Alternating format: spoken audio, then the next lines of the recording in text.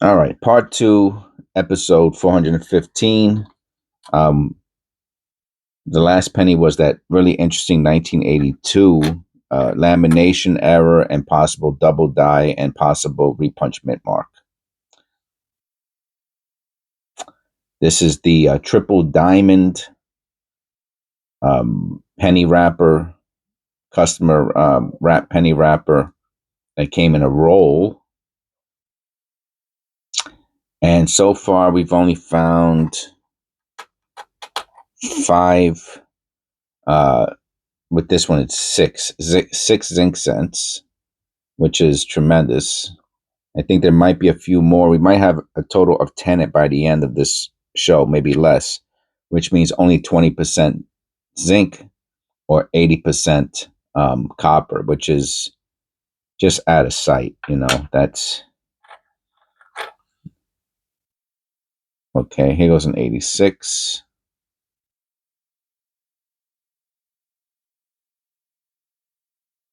That's more than you can ask for.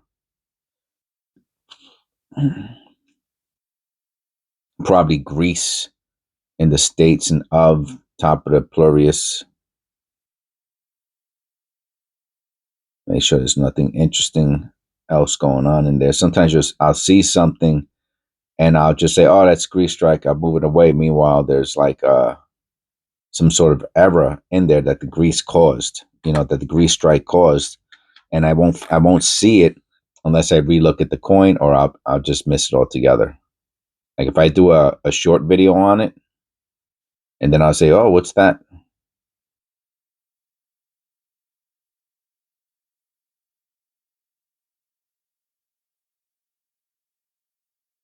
Oh yeah, I see that on the 4. I wish this little mark wasn't leading to the 4. If all numbers to lead to it's the 4. Meanwhile, on the crosslet, it looks like there's something going on. That's horrible. All right, let me look at this. Let me look at that number 4 under the loop to see if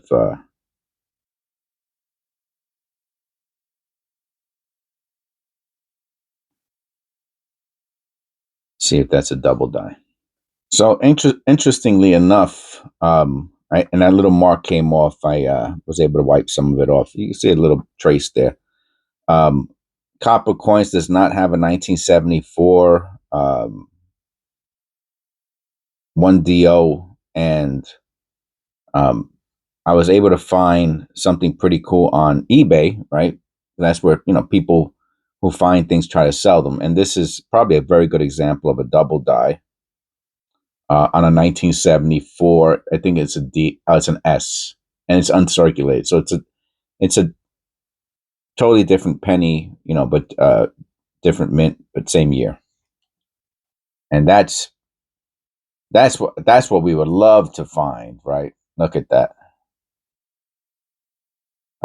He's asking $2,000 for it. On this one, though, what I can see through the loop, I don't know if you'll be able to notice or not, and I might have cleaned some of it off. Is there is a nice little notch right here at the top of the 4, so it looks like the 4 was hit twice. Yeah, okay, you can see it right there. So it looks like there's another 4 on top of a 4, and then at the other edge. Now, I said the 4 was hit twice, right? But of course, it would have to be the whole die was hit twice, and how it would make a little mark like these two and nothing else anywhere else, that would be kind of odd. Um, that might be one of the reasons why usually for example, on copper coins, when he does show pictures, it's multiple pictures, right? It's like, oh, you can see this on the date, you can see this on the same coin, because when the die moved or restruck another, whatever the case may be, that would cause issues around the whole coin. So even though I see these little marks here,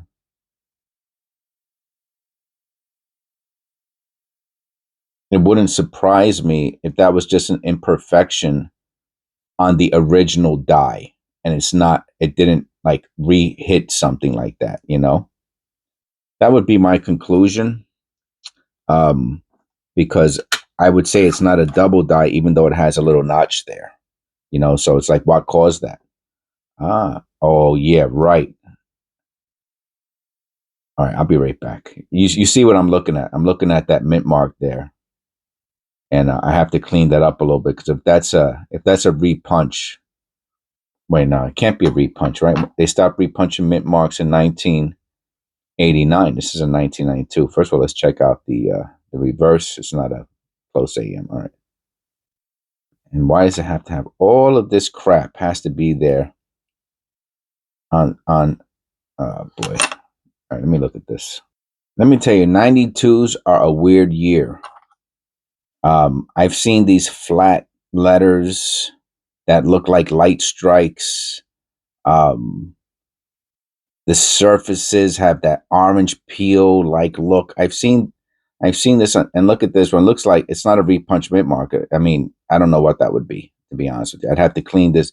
I don't know what this crap is, if this will come off. It looks like, I don't know. I don't know. It's probably like got stuff on the edges. Just watch out with those 92s. The thing you want to find, obviously, is the um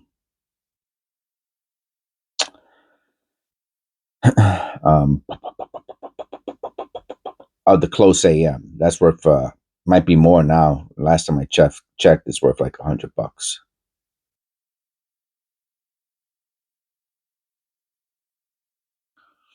So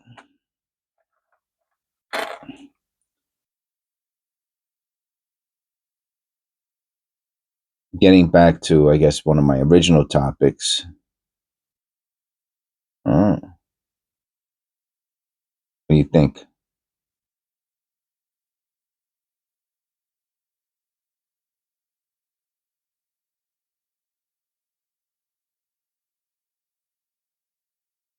Interesting, right? It looks like a repunchment mark a little bit. So what a blob.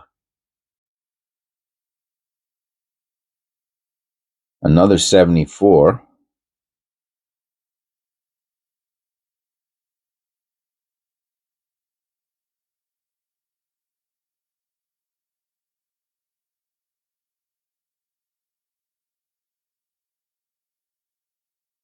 Look at that E. Can you see that in the E? Oh wow. And this is through the phone, man. Wow. I don't see it like the $2,000 penny, but I see the line right down the bottom of the E. All right, let me look at this and I'll come right back. All right, so not much to see on the reverse. I mean, there looks like there could have been like a grease strike right there. You can see it in the STA. It's always where the grease is, right in those letters. But the way that E looks, if you turn it upside down, we get a better. I mean, you can see some stuff. Look at the T. There's some other notching, like at the I and the N.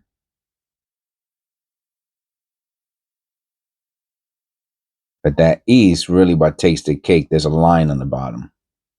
And just because of that line, someone's going to pay $5 or $10 for this. Just because of that line. So I will put that to the side. Hard to see, though. I would have to break. Oh, look how high that D is. 1970.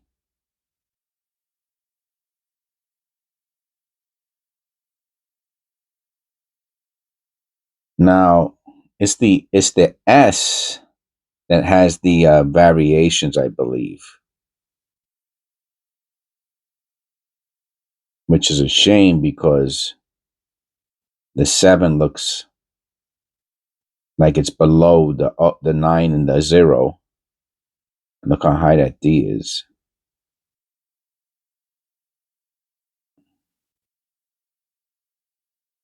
It's almost, it's either at or past the where the line is. Anything else going on here?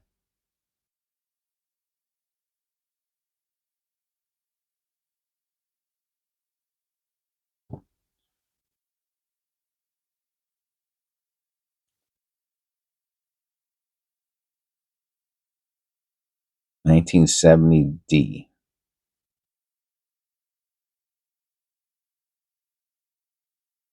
Nice looking penny.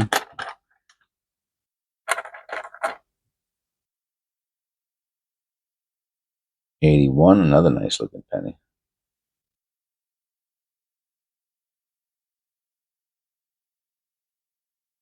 How fat that we is. Is that normal?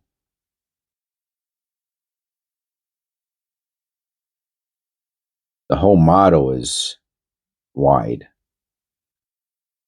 I could have swore we found another 81. I'm going to pause. I'm going to find it. So I found an 81 before. And this is going to tell us if I'm right or wrong. And of course I'm right. Let's look at this. And you can pause, right? You can pause.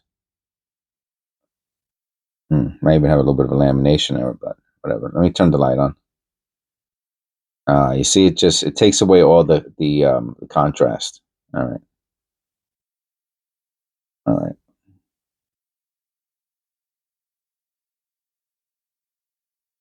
Perfectly. Look at the GOD.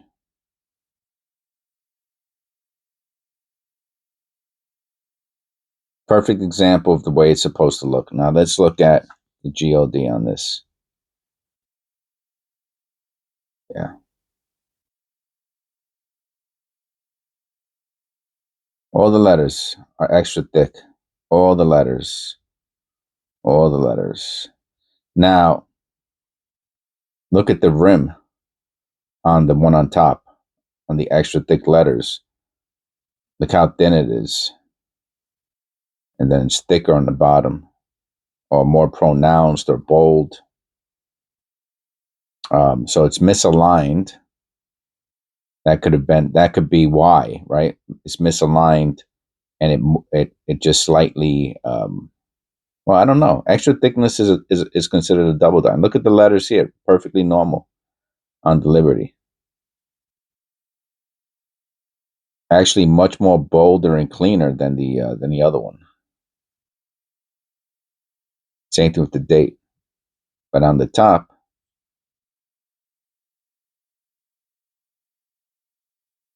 all right, we'll put that to the side. It was cool how we found that other 81.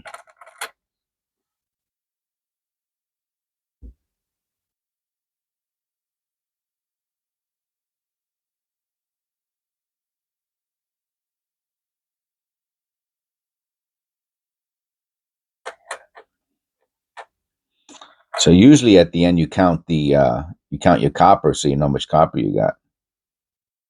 Today we're gonna count zinc because we have much less zinc than we do copper, and that's misaligned dye.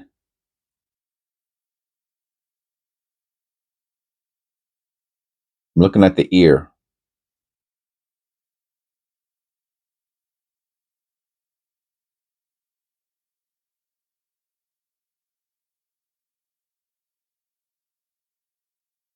Let's look at the rest of the face. Sometimes when you see one thing wrong, you'll find other stuff. First thing you look for is the eyelid.